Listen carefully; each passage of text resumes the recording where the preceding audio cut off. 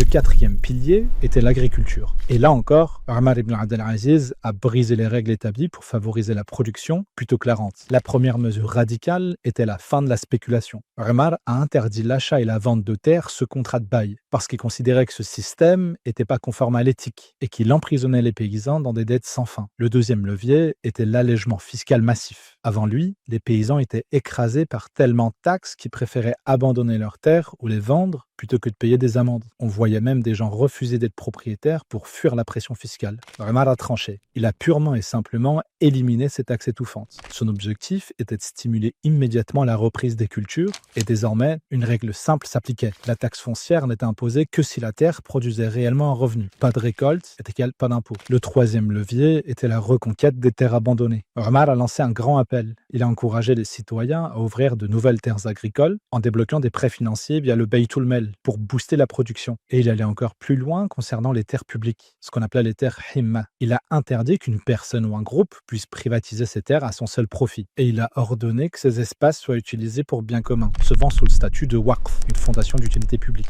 Par exemple, dans le district du Naqir, il a réservé des terres spécifiquement pour le pâturage des chameaux issus de la charité, suivant ainsi une tradition du prophète alayhi salatu wassalam. Enfin, il a récupéré les biens mal acquis, des terres qui avaient été saisies par les anciens gouverneurs et qui étaient laissées à l'abandon ou dont les propriétaires étaient inconnus ont été reprises par l'État. Mais pas pour enrichir le calife. Chaque centime généré par cette terre était directement reversé au Baytul Mal pour financer les services publics.